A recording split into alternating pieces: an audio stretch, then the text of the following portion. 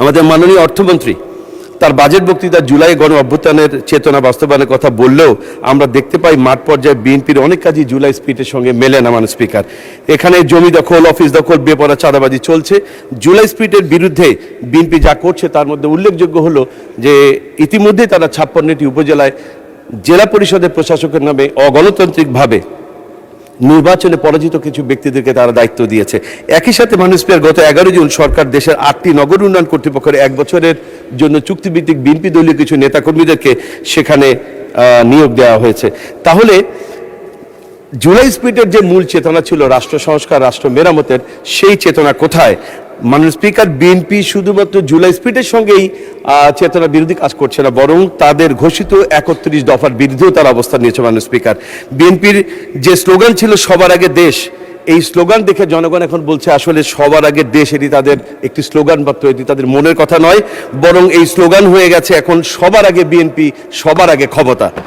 মাননীয় স্পিকার, আমরা দেখতে পাচ্ছি যে সরকার দলীয় সংসদ সদস্যগণ যেভাবে বাজেট বরাদ্দ পাচ্ছেন, যেভাবে তারা সরকারের বিভিন্ন দপ্তর থেকে বরাদ্দ পাচ্ছেন, আমরা যারা বিরোধী দলীয় সংসদ সদস্য আছে আমাদেরকে সেই বরাদ্দ থেকে বঞ্চিত করা হচ্ছে। মাননীয় স্পিকার, বিনিয়োগের শুল্ক ছাড় কিংবা প্রণোদনার ওয়াদা দিলেও বিনিয়োগ আসার সম্ভাবনা তৈরি হবে না যদি আইন শৃঙ্খলা ব্যবসা বান্ধব পরিস্থিতি তৈরি না হয়। আমরা অতি সম্প্রতি ইসলামী ব্যাংক বাংলাদেশ পিএলসির সাথে সরকারের যে আচরণ দেখেছি তাতে সুস্পষ্ট বোঝা যায় সরকার ব্যবসা বান্ধব কোনো পরিবেশ সৃষ্টি করতে হয়তো চায় না।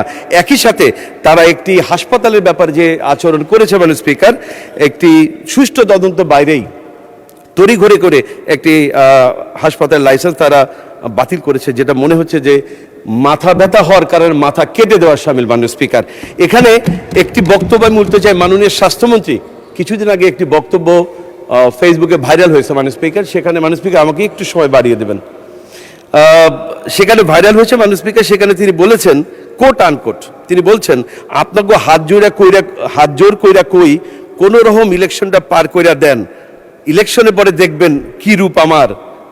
তিনি একটি শব্দ বলেছেন, তিনি বলেছেন জাউরা রূপ দেখবেন আমার। মাননীয় স্পিকার, এটা হয়তো অসংসদীয়, এই জন্য আমি এটা বললাম না।